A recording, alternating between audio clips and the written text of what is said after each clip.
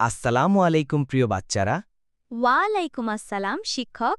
আজ আমি তোমাদের একটা সত্য ঘটনা শোনাব। আমাদের প্রিয় নবী হজরত মুহাম্মদ সাল্লাল্লাহু আলাইহি ওয়াসাল্লামের জীবনের একটি সুন্দর গল্প। অনেক আগের কথা, মক্কা নগরীতে একজন বৃদ্ধা মহিলা ছিলেন। তিনি নবীজিকে একদমই পছন্দ করতেন না। তিনি কেন পছন্দ করতেন না শিক্ষক? নবীজি তো ভালো মানুষ ছিলেন। হ্যাঁ বাবা, নবীজি তো দয়ালু, সৎ আর নম্র ছিলেন। কিন্তু সেই মহিলা ইসলাম বুঝতেন না, তাই তিনি রাগ করতেন।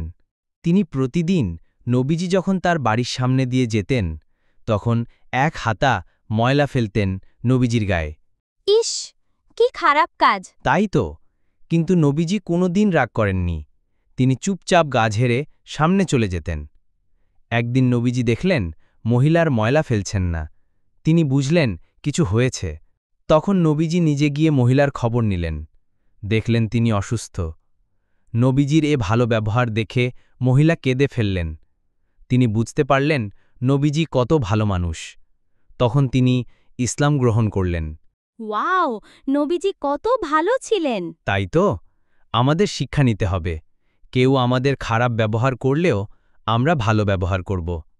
রাগ নয়, ভালোবাসা দিয়ে মানুষকে জয় করতে হবে। ইনশাআল্লাহ শিক্ষক, আমরা চেষ্টা করব। আলহামদুলিল্লাহ, আজ এখানেই শেষ। সবাই মিলেমিশে থাকো, সত্য বলো, ভালো ব্যবহার করো। এই হলো আমাদের প্রিয় নবীর শিক্ষা।